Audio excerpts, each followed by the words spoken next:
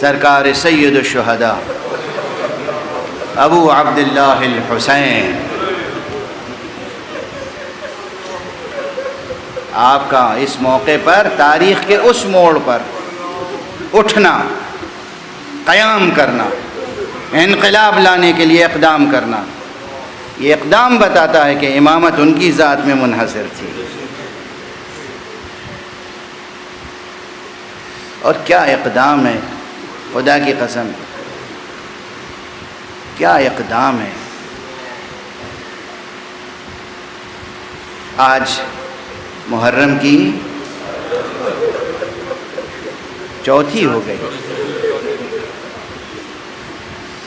چوتھی محرم تک ہم اصحاب سرکار سید الشہداء کا تذکرہ کرتے ہیں۔ کیا کیا اصحاب ملے سرکار سید الشہداء کہ خود جناب سید الشہداء نے فرمایا مجھے ایسے ساتھی ملے کہ ایسے ساتھی تو نہ میرے بابا کو ملے اور نہ میرے نانا کو ملے، اور مجھے اہل بیت بھی ایسے ملے کہ جو میرے علاوہ کسی کو نہیں ملے، میرے ساتھ حسن سلوک کرنے والے، مواسات کرنے والے، غم خواری کرنے والے، غم گساری کرنے والے، سخت وقت میں ساتھ کھڑے رہنے والے۔ یہ لفظیں جتنی آسان ہیں معنویتیں بہت سنگین ہیں۔ سخت وقت میں ساتھ کھڑے رہنے والے۔ مجھے ایک کردار، ہر کردار عظیم الشان ہے کربلا کا، لیکن بعض کردار جو مشہور بھی ہیں وہ مجھے بہت عزیز ہیں۔ اس میں ایک کردار حر کا ہے۔ میں جناب حر کے بارے میں چند جملے پہلے دوسرے دن عرض کر چکا ہوں، لیکن حر کا کردار بہت عظیم الشان ہے۔ قیامت تک آنے والے تمام انسانوں کے لیے آقا حسین کی شخصیت تو بہت بلند ہے۔ ہم آقا حسین کے نقش قدم پر نہیں چل سکتے، بہت بلند ہے، بہت بلند ہے آقا حسین کی شخصیت۔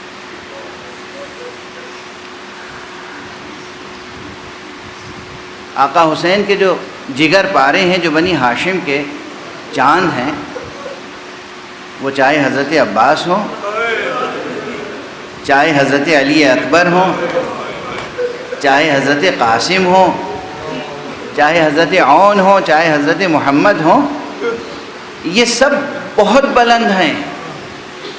ہم ان کی پیروی کیا کریں گے؟ ہم جیسے خاطی اور خاکی اور گنہگار اور دنیا پسند لوگوں کے لیے ایک عظیم الشان نمونہ عمل ہے حر۔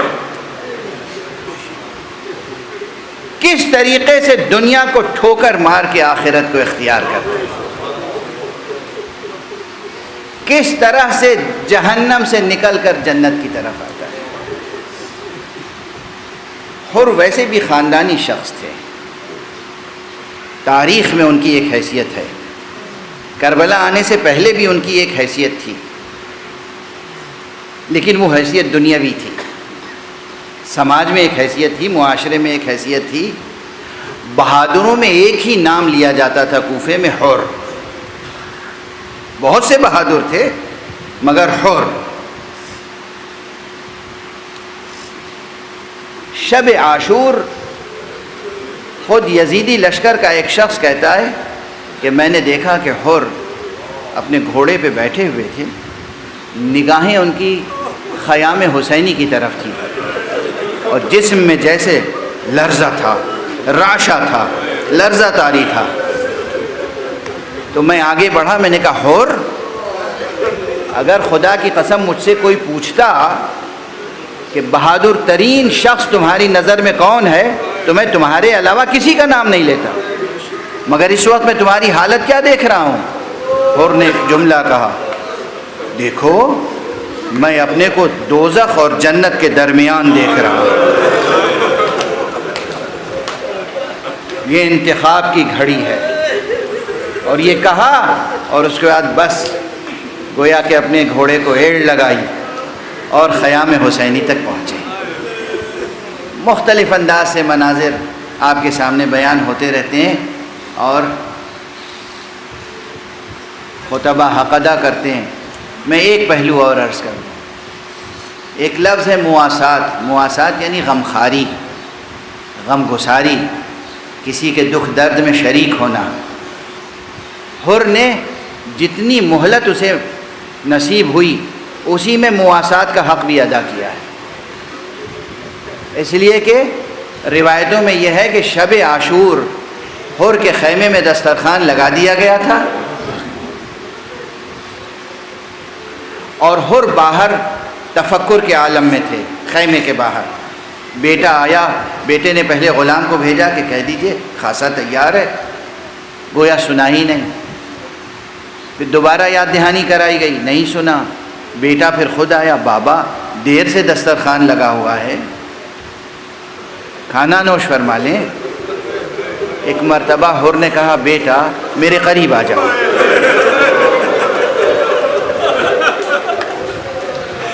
دیکھو کوئی آواز سن رہے ہو؟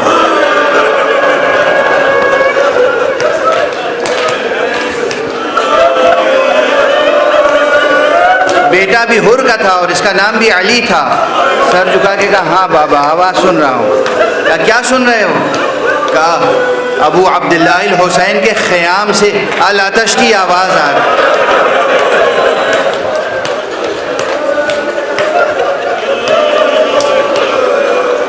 بچے بھوکے ہیں، پیاسے ہیں.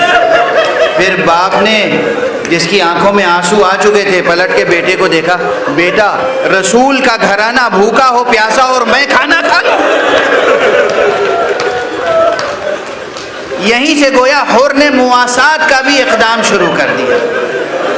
یہ ہے مواسات بقدر فرصت، جس قدر ہو سکا تاکہ آقا کے دکھ درد میں شریک ہو جائے. اگر وہ بھوکے ہیں تو یہ بھی بھوکا رہ گیا، وہ پیاسے ہیں تو یہ بھی پیاسا رہا. اور اس کے بعد جب بیٹے کا ذہن بھی تیار ہو گیا، غلام کو بھی ساتھ لیا اور کچھ احباب اور اعزاء کو ساتھ لیا اور بارگاہ حسینی میں پہنچ گیا.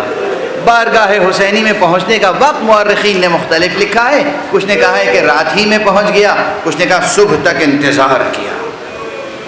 صبح تک انتظار کیا اور یہ بہادروں کے طریقہ کار کے مطابق معلوم ہوتی ہے بات. رات بھر بھوکا رہا، رات بھر پیاسا رہا تاکہ مواسات کا حق ادا ہو جائے. وہاں بھی بچے بھوکے پیاسے ہیں، میں بھی بھوکا پیاسا رہوں. اور صبح جب ہوئی اور جنگ کی تیاری شروع ہوئی تو آیا اور پیسر سعد نحس سے ایک مکالمہ کیا ہے. کیا واقعاً اے عمر سعد تم حسین سے جنگ کرو گے؟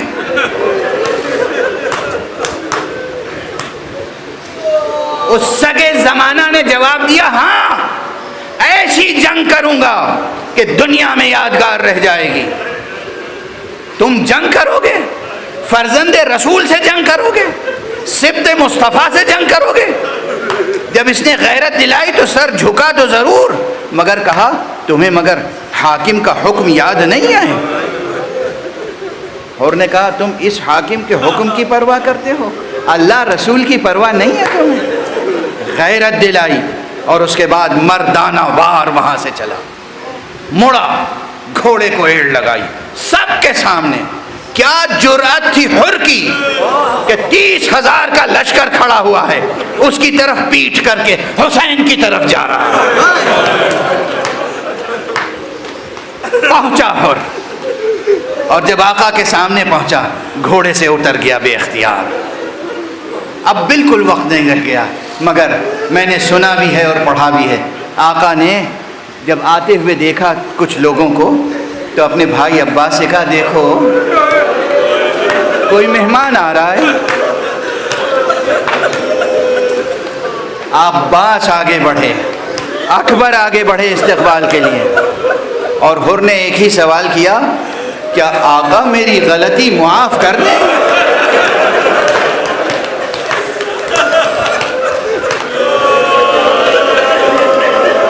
اجرکم علی اللہ، اجرکم علی اللہ. حر آئے، آقا کی قدم بوسی کی، آقا کی خدمت میں درخواست پیش کی، آقا میں معافی کے لیے آیا ہوں، عفو طلب ہوں، کیا میرے لیے توبہ کی کوئی گنجائش ہے؟ آقا بھی رحیم ہے، کریم ہے، ولی حق ہے، وہ انسان کامل کا ہاں حور میں نے معاف کیا، میرے رب نے معاف کیا۔ جیسے ہی آقا نے کہا میں نے معاف کیا، میرے رب نے معاف کیا، ایک مرتبہ حور نے کہا آقا تو بس اب اجازت دیجئے تاکہ آپ کی طرف سے اب میں جنگ کروں اور جہاد کروں۔ خیمے میں اب تھا کیا جو ضیافت کے لیے پیش کیا جاتا، اور جب راستے میں ملا تھا تب بھی پیاسا تھا، مگر اس وقت مشکیں بھری ہوئی تھیں، پیاس بجھا دی۔ اس وقت بھی حر آیا ہے تو رات کا بھوکا پیاسا ہے، مگر اب خیمے میں پانی نہیں ہے، تو آقا کیا پیش کریں؟ آقا نے روکنے کی کوشش ضرور کی، لیکن حر نے اجازت طلب کی۔ اور بس یہ فقرہ پڑھ چکا ہوں گا، پھر مکرر عرض کر رہا ہوں، اس لیے کہ ایسا دردناک بیان ہے تاریخ کا جو میرے دل کی گداز کو ہمیشہ بڑھاتا رہتا ہے کہ تہذیب یہ تھی شجاعوں کی عرب میں کہ صدمہ زیادہ سے زیادہ سہنے کا ان میں ہنر تھا، اور جب اس طرح کی جنگیں ہوتی تھیں تو باپ بیٹے کو پہلے آگے بڑھا دیتا تھا۔ اس میں ایک نکتہ اور تھا کہ جب تک میں ہوں یہ صراط مستقیم پر ہے، کہیں ایسا نہ ہو کہ میرے قتل کے بعد یہ صراط مستقیم سے پھر ہٹ جائے۔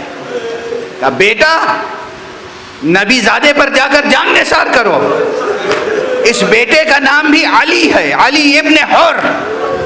بیٹا گیا، جنگ کی، بے پناہ جنگ کی، لیکن اس کے بعد اس کے سینے پہ وار لگا، وہ گھوڑے سے زمین پر آیا، اس نے اپنے بابا کو پکارا، حر میدان کی طرف چلے، مگر جب حر میدان میں پہنچے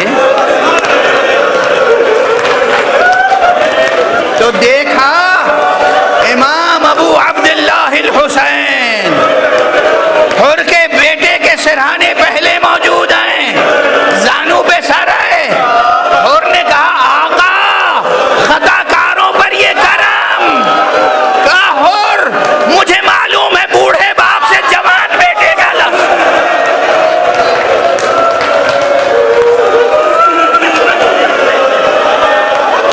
یہ وہ حسین ہیں جو بس چند ساعتوں کے بعد علی اکبر کا لاشا اٹھائیں گے، قاسم کا لاشا اٹھائیں گے، اون و محمد کا لاشا اٹھائیں گے۔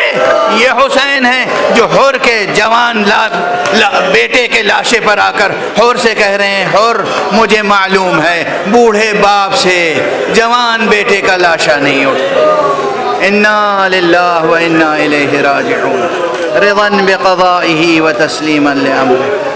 انا للہ و انا الیہ راجعون، رضا بقضائہ و تسلیما لامرہ۔ پروردگار ہمیں علوم قرآن اور معارف اہل بیت سے آشنا فرما۔ پروردگار ملت اسلامیہ، امت اسلامیہ میں وحدت کی نعمت کو عام کر دے۔ پروردگار ہمیں اتحاد کی دولت عطا فرما، وحدت کی دولت عطا فرما۔ ہمارے سینوں میں ہمیشہ چراغ توحید روشن رہے، ہمارے ہاتھوں میں ہمیشہ دامان ختم نبوت رہے، ہمارے قدم ہمیشہ صراط مستقیم ولایت علی پر قائم رہے۔ پروردگار ہمارے سروں پر علماء اعلام کا، مرجعیات رشیدہ کا سایہ ہمیشہ قائم رکھ، ہمارے رموز کو محفوظ فرما۔ پروردگار مقام معظم رہبری حضرت آیت اللہ خامنئی کو اپنی خاص حفظ و امان میں رکھ۔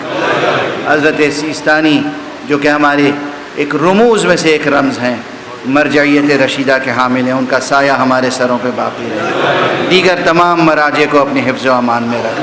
پروردگار ولی اعظم، ولی آخر، حجت حق کو اذن ظہور عطا فرما، اور ان کے ہاتھوں سے اپنی رحمت و رافت و عدالت کا پرچم لہرا۔